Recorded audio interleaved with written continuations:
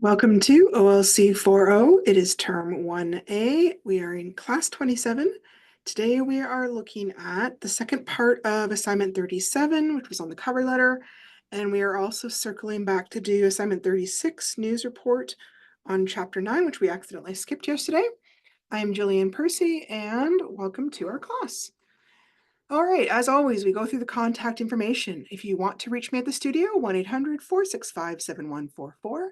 If you want to call me after I'm off the air, 1-800-667-3703. I'm here till about 4:30. If you want to reach out to me on Facebook, capital G, capital P-E-R-C-Y, space, capital W-A-H-S-A. I'm also on YouTube. I'll show that to you in a second. When you are sending assignments, please always include on the page that you send me your full name, the course name, the assignment number, and the name on every single assignment. Don't just include it in the email because I don't see the email. The email gets seen by the secretary. She prints it off, puts it in my box. So please label the assignments. Sometimes there may be very similar assignments in two different courses, and some of you are taking two different assignments from me as well. So it can be easy for things to get mixed up, okay? All right. Oh, and my crazy Google has decided to sign me out. I don't know why it does that. You'd think with the number of times I sign in, it would be like, oh, we know who you are, Jill. Just stay here all the time. We love you. Sadly, they don't. Okay, let's try that again.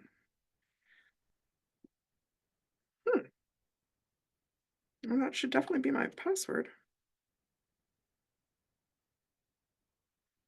I wonder if the cap locks is accidentally on.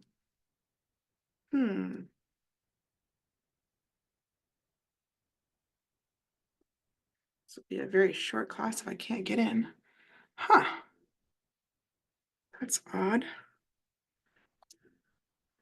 Just gonna shut up. Okay. Cap box is definitely on, that's why. There we go. Okay. Hopefully this works. Okay. All right. Oh, okay. So here is my YouTube channel. If you go to the playlist tab, this is what will come up. The very first playlist on the left that says 2024, 2025, OLC 40, Term 1A. That is the playlist for this class. And it should have all the videos up to date to today's class. The previous videos are from last year. If you are ahead of where I am today, you can look at Term 2B or Term 2A, and they should have information on the assignments.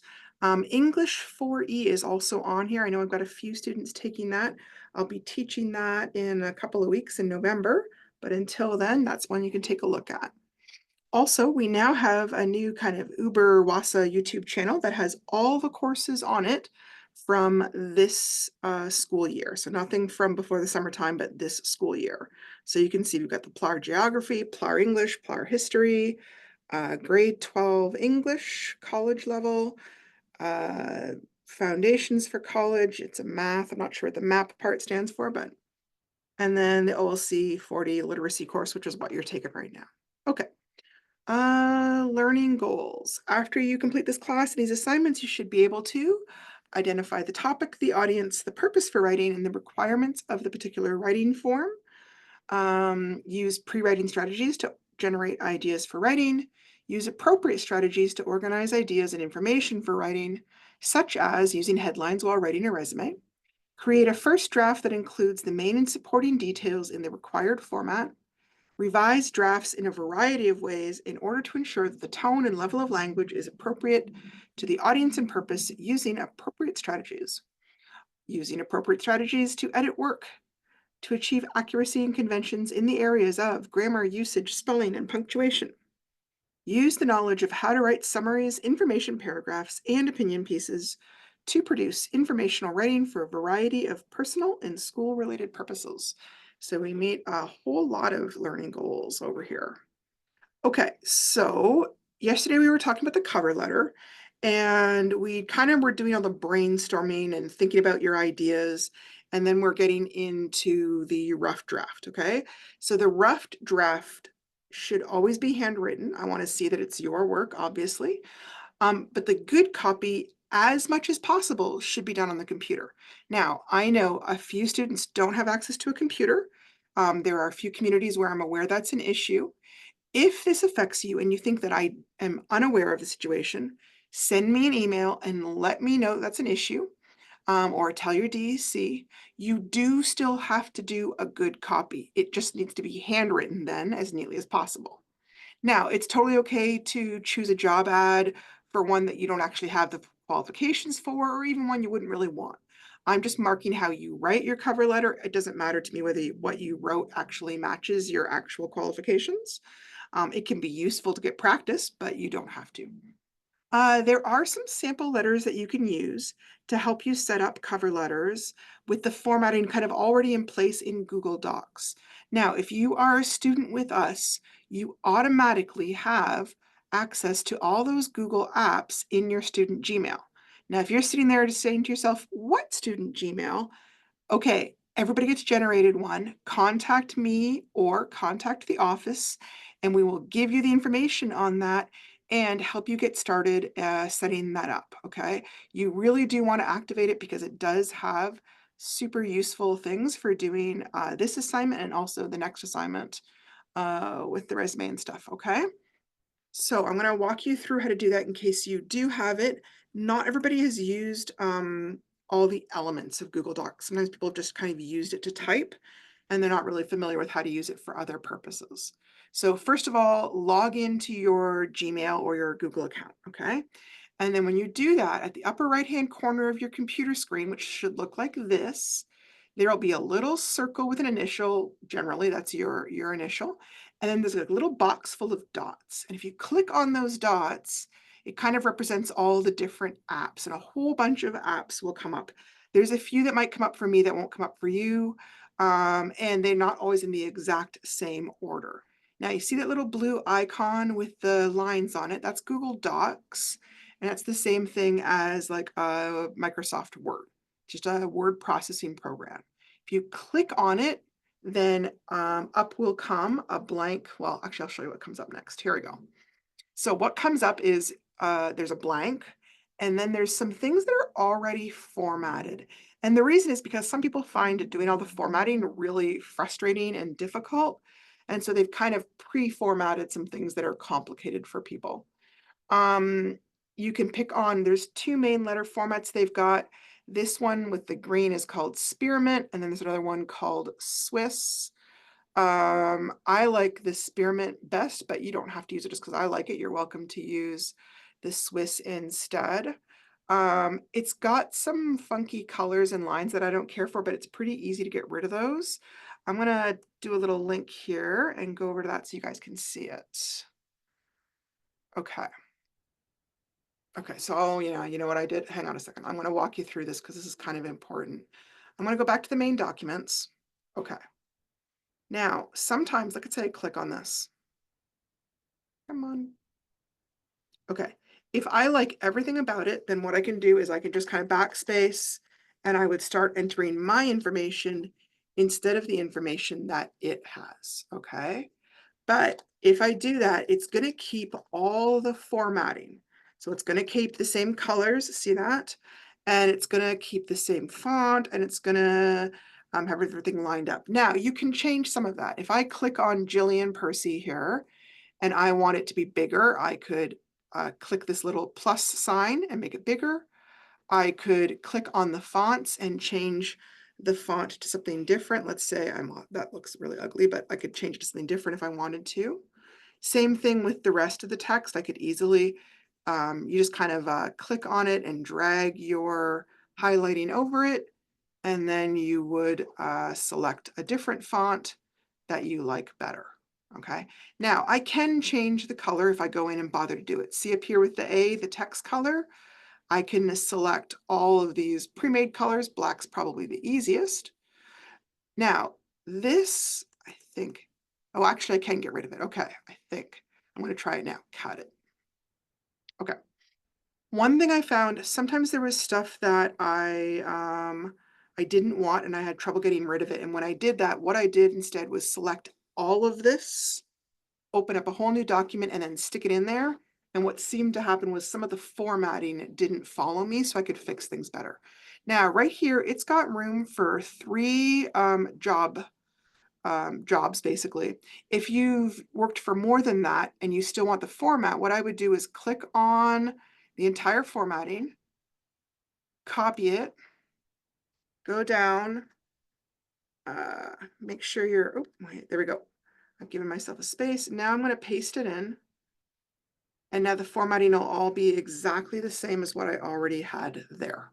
Okay, so that's one way to do it. The other thing is, I think okay, so they've got skills up here. I wouldn't put skills up here. Remember, we've been doing the objective, which again, you can decide whether you want to do that or not. Some people really like that. I'm not crazy about it myself, but it's there. Then you would want skills down here. So then same thing, awards, I would copy this and start a new one, paste it, and then I would rename this skills. Okay, wait, I want it to be all caps, hit the cap lock. You also want to remember to have your references. Occasionally people just put the references right there. And it's fine if you're doing that. One thing to be cautious of, if you have like multiple different job categories you could go into, you might have slightly different references depending on the jobs. So hang on a second, references. So when I was first working as a teacher, I was also doing other part-time work at the same time. So I would have had one set of references and one sort of resume for looking for teacher jobs, but I had an other resume that I would have done looking for more like retail cashier sort of jobs, because I was sort of doing both things at once. So if you have sort of 2 different directions that your jobs could go into, you might need 2 slightly different resumes, and you might have different references that you give out, right? So that's one thing that you can look at. Okay. Generally, you're going to want to include your name, address, and ways to contact you, phone, email, fax, whatever it is. You have to have something reliable, okay? I strongly suggest, if you're looking for work, that you make sure your phone bill is paid off. Make that a priority. A lot of people don't feel comfortable sending a text when they're offering a job interview, just because there's so many things, issues with phishing and stuff, right? Put the date of your application. That's important because people who are looking at it might not know how long ago you applied. If you hand something in and the human resources person hangs on to it for a year or 2, you may be completely uninterested, right? So just put your application date on. Also include their contact information. This is important because businesses can change ownerships, right? A new manager might get hired. A new human resources person might end up taking care of this. But you want to make sure that when they see the contact information, they know who to give this to, okay? Write a greeting like, "Dear so-and-so." If the job advertisement lists that person's name, then just use that, "Dear James Smith." If they don't list any name, if it just says send it to HR manager, then you could say, "Dear HR manager," or you could say something like, "Dear sir or madam." That's pretty common. I would not use "to whom it may concern." That somehow has gotten a little bit more, I don't know, it has an odd flavor to it. It doesn't really work for a resume or a cover letter, okay? Don't forget to put that comma after the greeting, okay? Then leave a space or two, like a line or two, before you start your next paragraph. Then your very first paragraph, the very first sentence, always mentions what job posting you're applying to. Big companies, like say the hospital, for example, they might have anywhere from 10 to 60 job postings available at one time. If you don't tell them what job you're looking for, they're not necessarily going to know, right? Now, if you've done the exact same job or a very similar job in the past, that information can often go right in that same paragraph, or you could start a new paragraph listing the skills and experience you gained doing that very similar job. So if I said, "I'm ready to apply for the job of full-time cashier advertised on the Sue Hudson job board. As a cashier at Giant Tiger for the last 2 years, I have the experience and ability to do this job well, and I would love the opportunity to work in this new business you are opening. Okay, so that would be one way to do it. The other thing you could put in this first paragraph is if you should really do a little bit of research on the company. You could put some sort of reason why you would be really interested in working for that company, right? Like if you're applying to a home hardware job, I'm very handy myself and I really enjoy fixing things and helping people find the right tools, blah, blah, blah, and explain why you specifically want to be a cashier at that type of store. Also, generally, people who work at a store who are hiring people, they love to hear that you know something about the company. So if you don't, the last thing you want to do is walk into a job interview and be like, oh, hey, what is it you guys do anyways?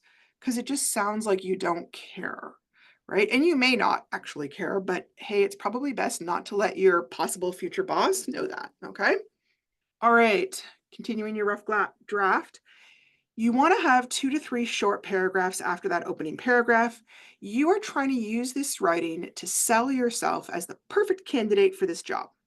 This is considered a type of persuasive writing because you're trying to persuade the reader to hire you for the job or persuade them to have you come in for an interview at the very least, right? What experience do you have that would qualify you for this job? If you haven't done the exact job, have you done something really similar? Like, so let's say you're applying for a job as an administrative assistant. You haven't done that before, but you've worked as a receptionist. Well, there would be a lot of crossover between those two jobs, right?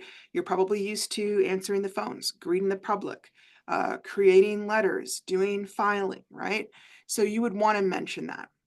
What training or education that you have that might relate. So I don't mean here like the high school, college stuff. There's a lot of times where there are small certificates, or what they're sometimes calling these days micro credentials, that might relate to the job you're trying to apply for. There's lots of jobs where they want you to have first aid training, or you need a driver's license, especially up here in the north. A driver's license is super useful.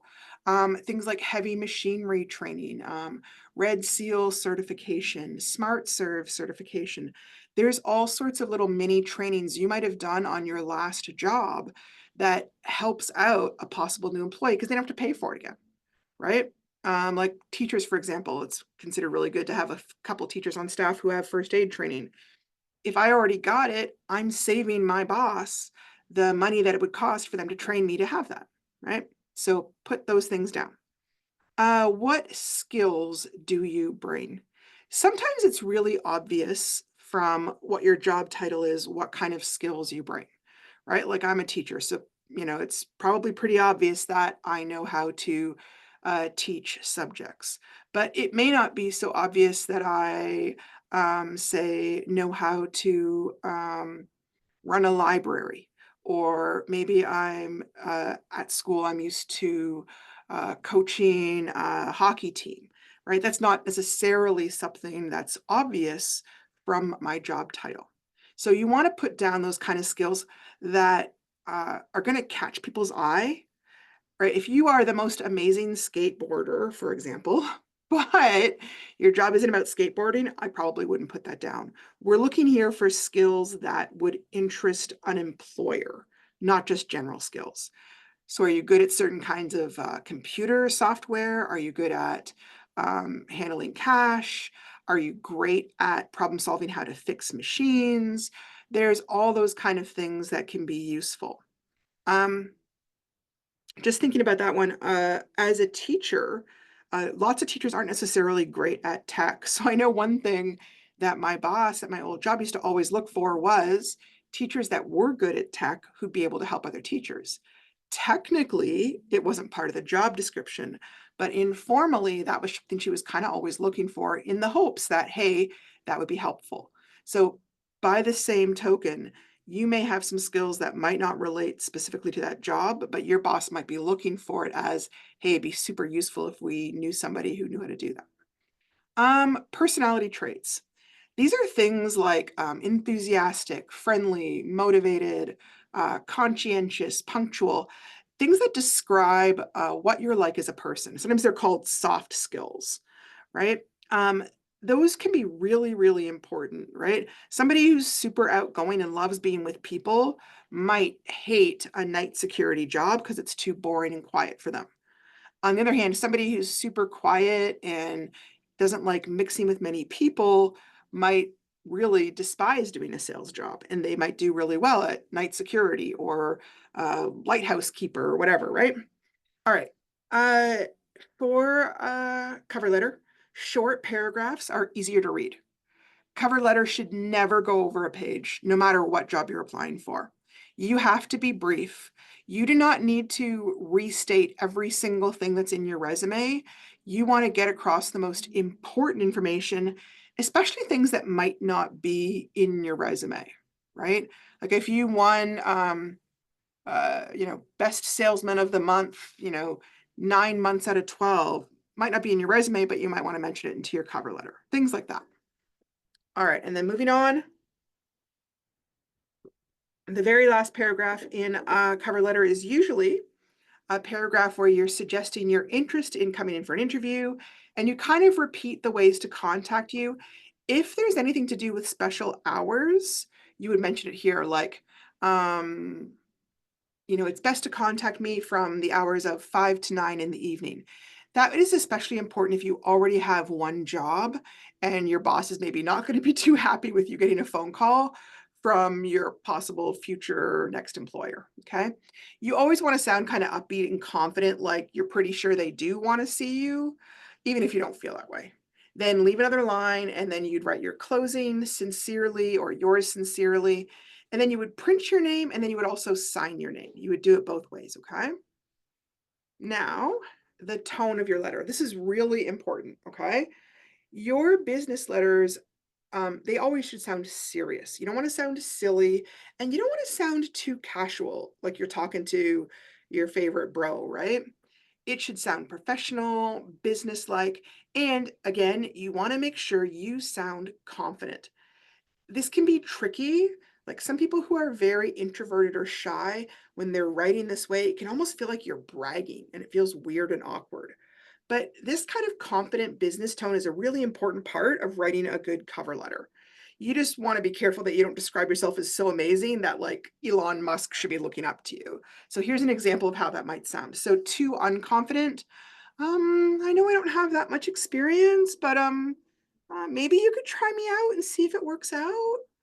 That sounds so tentative. You don't want to sound that way in writing, okay? Here's a good level of confidence. I feel that with my previous experience and my dedication to hard work and high standards, that I would be a good fit for this job position. That's reasonable, right? Then over the top, way too braggy. If you hire me, you'll find I am the best employee that you've ever had. Your business will skyrocket. Probably not, right?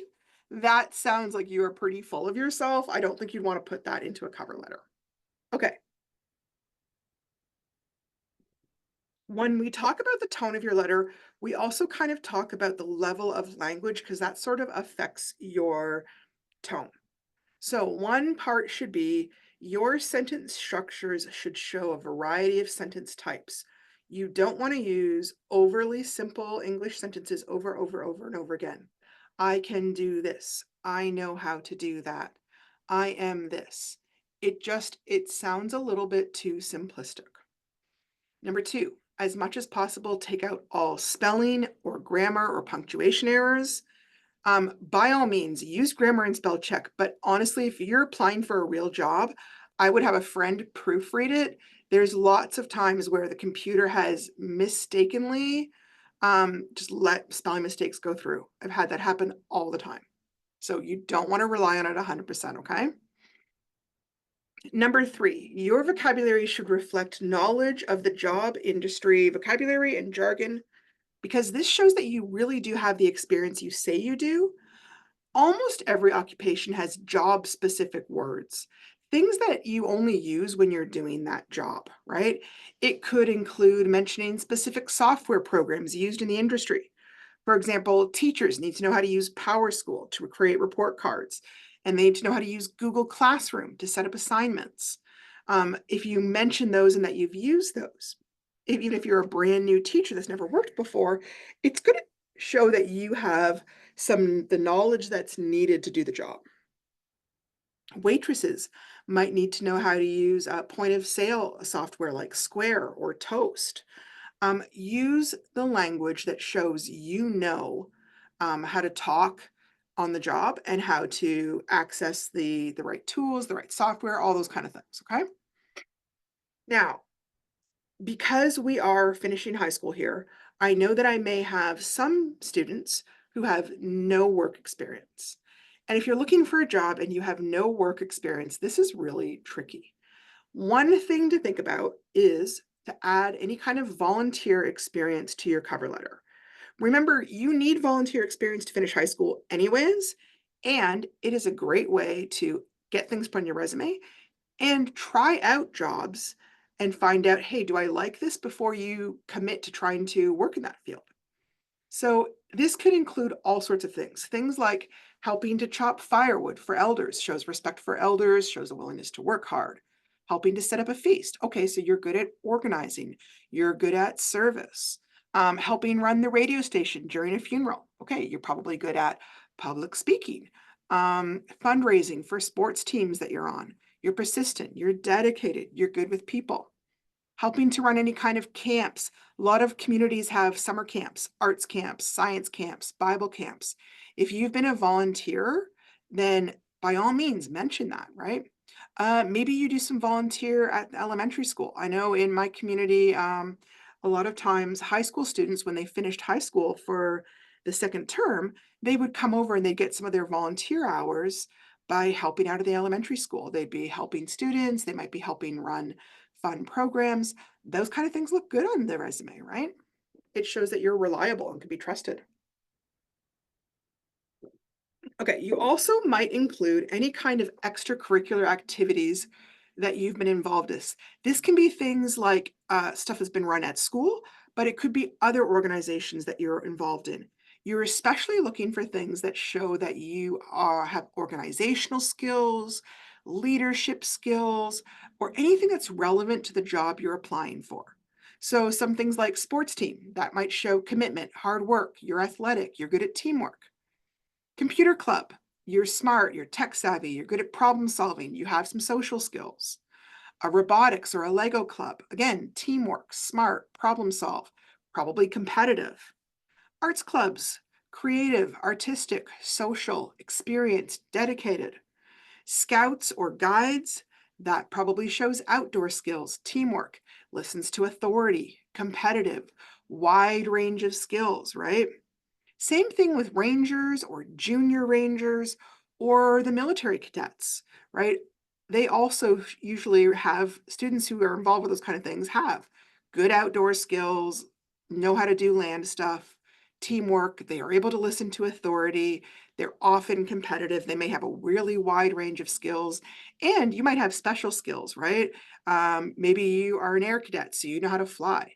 Maybe you're a ranger, so you've done things like tracking and cold weather survival. Maybe you've got good marksmanship skills. Drama club, talented, outgoing, creative, artistic, experienced, dedicated. So if I was looking for a new salesperson, drama club person might be someone I'm looking for because, hey, they're probably really good with people. Okay, moving on. Look, I'm taking forever today. You could also include any kind of special awards or competitions that you've won, especially if it might be relevant to the job you're applying for. Now, sometimes people feel like, oh my goodness, they're not going to like care anything about this. And if you have actual job experience, then no, they probably wouldn't. But if you're a young student, then you want to put anything on here that just shows what you're capable of, in which case, yes, put this on here, okay? School attendance awards. Let's say you've got the best attendance for your school. Okay, that shows both that you're punctual and you're regular for school. It also shows most people who are regular for school are regular for work, and bosses like that. School subject awards, things like best math student, best English student, best native language student. Those things show that you're bright, you're probably competitive, you're talented, and you may have skills that are useful for that job. Say maybe you want an award for a poetry or a writing competition. Okay, good. You're creative, you're talented, you probably have good communication skills, you might be competitive, you might be dedicated. Talent shows or arts competitions. This could include things like bands, music competitions, singing competition, dancing, drama, powwows. Again, it shows that you're creative, talented, probably outgoing, competitive, dedicated, hardworking, you're teachable. And even sports awards, most valuable player, best sportsmanship. Those things show that you've got dedication, you probably work hard, you've got teamwork skills, you're probably athletic. There are a lot of jobs out there that need strong athletic bodies, right? It's just the truth. Things like construction, right? Linesmen. There's all sorts of jobs where somebody who can go hard for a long period of time is what they need. Teaching is not one of those jobs, obviously, but there's plenty of jobs out there that do. All right. This kind of connects to the other stuff. It's special talents or skills. Sometimes you've been involved in a club or an organization, but sometimes you just have a skill and you're not really using it with a specific volunteer organization. You might have a lifeguarding certificate. Maybe you know how to play piano or guitar, even if you haven't won any competitions. Maybe you're good at speaking or writing in more than one language fluently. That's an extremely common job asset in this area. Um, Maybe you've got specific computer skills or you know how to use specific computer applications, photography skills, acting or public speaking, dancing, singing, musical abilities. Those are all useful to put on there. And if you are somebody who is looking for references because you haven't done work, somebody who's been your teacher in those things could be a person that you could use to put down as one of your references, right? They've been in charge of you, they've taught you, they know what you're like as a person. So it would kind of tie into your overall resume and cover letter at the same time. So here is a sample cover letter for somebody that has no work experience at all. Now, I've included every possible thing that you could have also have done, okay? And I know most of us would not really be involved in this many things, but I'm doing them so you can kind of see how you would talk about them, okay? Again, if you haven't found work yet, I really strongly advise it's a great idea to get involved in after-school activities, organizations, volunteering. All those things develop skills and they can be used to help you get jobs, okay? So here's an example. Dear manager, I would like to be considered for the position of cashier as advertised in the Sioux Bulletin. I have strong math skills and received a B in my high school math course. I also helped do peer tutoring at the high school over lunch in math. And I have helped our sports team do fundraising to earn money for sports tournaments. In addition, I volunteer at the soup kitchen on Thursdays, and I have learned how to be friendly and patient with people, even though they're making complaints. I am outgoing and I love interacting with people. I know how to listen to instructions and pick up procedures quickly, as this is an important part of Junior Rangers, which I have been involved with for 2 years. So for each one of these things, I'm trying to tie it back to job skills. I'm not just saying, hey, I've done Junior Rangers. I'm explaining why that might be helpful for me as a cashier. I'm good at learning instructions. I'm good at listening. I'm good at picking up procedures, things like that. Okay, moving on. Revising and editing goals. I can revise drafts to ensure that ideas are presented in a logical order, to discard irrelevant ideas and information, to add details where information is insufficient, and to ensure a tone and level of language appropriate to the audience and purpose. I can use appropriate strategies to edit written work and ensure that my spelling, punctuation, and grammar are correct. Okay, have you been sure to include all these elements? You've shown your interest in the job position in the company. You've explained your own job relevant experience and skills. You've described your education and any relevant training or certificates. You've described any job relevant personality traits. You've closed with up-to-date and accurate information that they can contact you with. And you've checked that your letter meets the success criteria in the unit package. All right. Because we're running a little bit short on time, I will leave this there for a second. This is, let's revise looking at tone. Is the tone okay? All right. So I'm just going to do the first paragraph. I'm writing to express my interest in the carpentry position at Beaver Builders. I believe I am perfect for this job. Okay. Perfect sets the wrong tone. Nobody's perfect. You might say, I believe I'm a good fit. I believe I have, oops, hang on. I have the skills to be successful at this job. Okay. I've toned it down a little bit. I've made it a little more reasonable. Okay. Ba, ba, ba. Here's another one. I am always able to meet the client's expectations while maintaining lower costs, reducing waste, and following project timelines by a significant amount. Okay, as a boss, I'm skeptical. I really doubt you're always able to. I am often able to, or I strive to. I strive to meet the client's expectations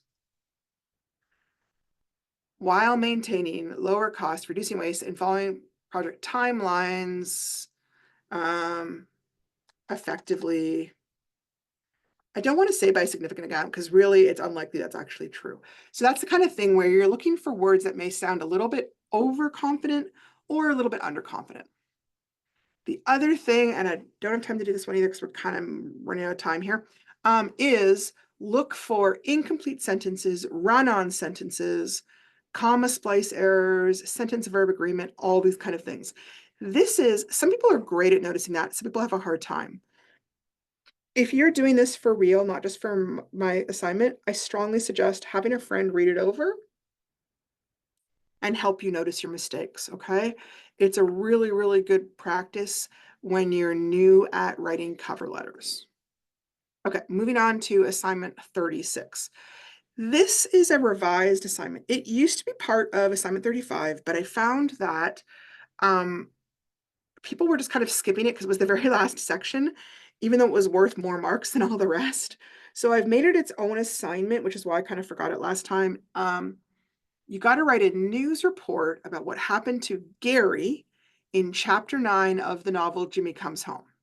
Remember that you're going to want to use the news article format with the inverted triangle method of organizing your writing, and your news story must include a headline, a date, a lead paragraph with the 5 W's and the H, middle paragraphs with important information, and then a final paragraph or two with less important information. The good copy must be 3/4 to 1 page typed. If it is less than half a page, I'm not going to mark it. I will send it back to you. Look at the following rubric for marking criteria. Make sure you submit the rough copy for 10 marks and the final copy for 20 marks. And I should see huge differences between these two, okay? Now, I've created a little brainstorming section because I've really noticed that when I do this, people are usually way more successful with their assignments. So to get started, brainstorm the most important details you want to put in your lead paragraph. This part you don't have to submit, you can, but you really should do it for yourself. Who was this chapter about? What were the main events of the chapter? Remember that in a news article, you might say this very simply in a brief form, and then you would expand on it in the later on paragraphs. Okay, where did the action occur? When did the actions occur? Why did these events happen? And how did they happen? In what manner? With what steps? What were the results? After you have all those details worked out, then you can easily put together a lead paragraph that includes all the 5 W's in 1 or 2 sentences. This part back here, it does not need to be in full sentences because you're not writing for me, you're writing for yourself here. This part, you do want to be in full sentences, okay? After you've got your lead paragraph worked out, you're going to craft several middle paragraphs, adding important details and information that help flesh out the main idea in the lead paragraph. This might include, and probably should include, quotations from different sources. Remember too, you need to start a new paragraph every time you switch speakers. Finally, at the tail end of your triangle, put the least important details. These should be small or less important facts that are really not important to understanding the story, but might be interesting. Remember to always use the third person point of view. You're talking about he or she. You're not talking about I or you. You're not pretending that you're Jimmy, and you're not talking as if you're Gary. You're talking as if you were kind of an invisible fly on the wall describing what you see. Remember that a news article never expresses the writer's own opinion, although they may use quotations that include other people's opinions. This is the checklist from assignment 12. It applies here just as well. Headline is short and catches the reader's attention. A date is included, appropriate who, the what, when, where, and why makes sense, and are correct according to the chapter. I've sometimes had people alter things and like create things that didn't happen in the chapter. I appreciate the creativity, but since I'm looking for how well you understand the chapter, when you do that, I assume that means you didn't understand the chapter and you get lower marks. So please don't do that. How demonstrates that you understand the event. The quotes are thoughtful and appropriate, and the level of detail demonstrates considerable understanding of the events in the novel. Okay, this is the rubric. This is the exact same rubric we used for assignments 12 and 13, and I generally just use it to mark for this assignment as well, okay? I look at your knowledge of the event in the chapter and your knowledge of how to write a news article format. Then I'm looking for your thinking. How did you select and organize the facts? What kind of quotes did you use? How did you have a unique headline? Now, this mentions graphic, and I'm sorry, I probably shouldn't have that in there. That is a part of 12 and 13. It's not a part of this assignment, although if you want to add one, it's probably a great idea, but I haven't required you to do so. Communication. This is where I'm looking at your writing skills. Do you write in full sentences? Do you write with proper paragraphs? Are you using good grammar? And then application. This is where I'm really looking to see that you have nailed all the important points of how to write in a news article. You've got your headline, you've got your date, you've got your lead paragraph, you're using an objective tone, you're using the third person point of view, and you've got your quotes, and then length of assignment, okay? This one should be a given because it's the easiest thing to do. Just keep on writing until you've got that level, okay? Remember, this is our news article format. Our lead paragraph is a brief summary. Then I expand all my details in the middle section. And then at the end, I just add a few things that didn't get touched on before, but might be interesting for people to know, but isn't crucial. As you're writing, think about your audience, your purpose, and your tone. Who is your audience? If this were printed in a local paper, such as the Sioux Bulletin or the Wawaitu News, who do you think would be most interested in this? What is your purpose? Remember, generally a news story's primary purpose is to inform people about current events. Reporters are not supposed to be giving their own opinion. Reporters should not be saying something like, this is a disgrace. But if a reporter interviewed, say, a council member and the council member said it, then the reporter could quote them. Councilmember Amy Trout was frustrated by the events and said, "This is a disgrace. When will the bootlegging stop?" That's fine because he's not talking himself or she's not talking himself. They're mentioning what someone else said. And then appropriate tone, we've already kind of touched on that, did we? Yeah, formal, serious, right? You don't want the person who's giving you the news to sound goofy or silly, right? Pre-writing. Think about the viewpoint. What would a reporter know? This is what we talked about too. Sometimes people include things that happened and there was no one else around. How would the reporter know that? If they weren't there, how do they know? Now, you could have the reporter say, you know, Jimmy told me this, Gary said that, but they have to have reported it. You can't just like imagine it, okay? Who would the reporter have talked to? Who would they try and quote? What events would be most important to a reporter? And have you covered all the major parts of the event? Okay, we talked about that already. The lead paragraph should summarize, and it doesn't have to be very long, okay? Who, what, when, where. Who, Isaiah Thomas. What, she died in a car accident. When, March 21st, 8 o'clock. Where, Conway, okay? So that would be an example. All right, we did that, or hopefully we did that already. Okay, the middle part is where you expand on the basics, okay? And then, why did the event happen? What are some of the main reasons for the event? What are some of the less important details? This would be things like maybe possible charges. What are some of the after effects on Gary or the police officers or the community? What are some relevant people to use for quotes? People that actually were involved in the event. Maybe Gary said something, maybe Jimmy said something, or the police constables, or maybe a nurse. Yeah. Band counselors, RCMP, probation officer, Teresa, his girlfriend, the Gookum, Quintel, all those people. Make sure your rough draft is at least a page long, probably needs at least 4 to 6 paragraphs. You want to include lots of details because you want your reader to be interested in the story and to demonstrate that you understood the chapter. Okay. As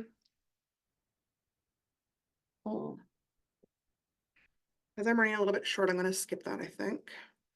If you want to, this is a news article that gives you some ideas on how somebody reported on an accident. Hint, hint. News articles are also usually written in the past tense, not the present tense. The chapter is written in the present tense, but if somebody's reporting on it, it's already happened. So I wouldn't say Harold is falling down the stairs. I would say Harold fell down the stairs. So you'll have to be conscious of that when you're writing about the chapter events. Now, if they're discussing an upcoming event, then they will use future tense. The fishing derby will be held on Saturday, April 5th. Again, reporters don't express their opinions. We kind of talked on that already. Third person point of view. I am going to talk about this. First person is when you talk as if the narrator is talking to you directly. This is the way you'd talk to someone on Facebook. Oh, I heard about the accident on the police scanner at 9:00 p.m. and I rushed down to Bridge Street right away. The police were directing traffic around the accident, but I was able to catch a glimpse of the 2 injured people. It's fine for Facebook, but it's not how reporters talk. For reporters, they talk about he, him, his, himself, or she, her, herself. They write as if they're watching people. At 9:00 p.m., an accident occurred on Bridge Street. The police arrived at the scene and immediately began directing traffic around the accident. EMT personnel reported serious injuries, but no fatalities. And again, they can't report on thoughts or feelings. The constable was thinking about how he was going to rescue the boy. Eddie was worried that he might die out there. Jessica was angry because she was afraid he might die too. Here, they've used the third person point of view, but it's like they're God and they're reading the person's thoughts. You can't do that. You can quote somebody talking about their thoughts and feelings. Eddie said, "When I stopped being able to feel my toes, I did get worried that I might die out there." Jessica, his girlfriend, echoed his sentiments. "I was feeling pretty angry they'd done something so reckless because I was afraid he might die." Okay. Okay, so that's the same checklist as before, just in another format. Okay, and cups. Remember when you're editing, this is kind of your acronym. Capitalization. The names of people and titles such as Dr., Mr., and Mrs. should always start with a capital letter. Street names and place names should start with a capital letter. The word I needs to be capitalized even when it's in a contraction like I'm, I'll, I'd, and I've. The beginning of each sentence must start with a capital letter, and we don't use capitals in the middle of a sentence for no reason. Usage. Remember to watch for subject-verb agreement. That means it has the same level of plurality, right? The cars drove over the freeway. I can't say cars, okay, no, the cars drive over the freeway. I can't say drives, right? I can only say drives if it's singular.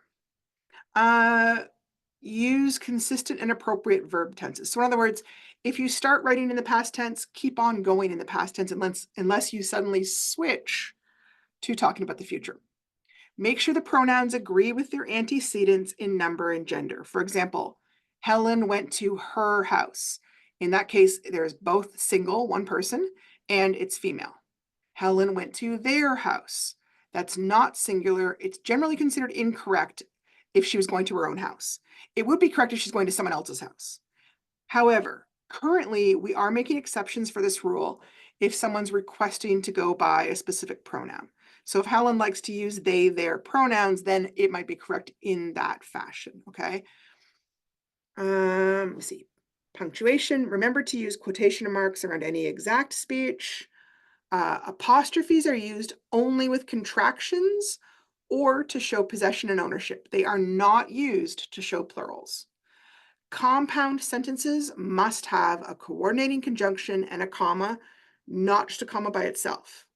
Complex sentences must have a subordinate conjunction and a comma, not just a comma by itself. And then spelling. This is a little list of the most common spelling mistakes that I see all the time over and over again. And it's because these words sound very similar. Sometimes people just get them confused. Sometimes people aren't even really aware there's actually two words for that, okay? I'm going to leave that there as I go so you can see it. I've tried to, right after the word, in the brackets, show you what that word means. So T with a 1 O is the location, TWO is the number 2, TOO is the same thing as also. So that's kind of like some quick things to check for spelling, because those are hands down the most common spelling mistakes I run across, okay? Even with spell check. All right, I will talk to you guys tomorrow, and have a good night.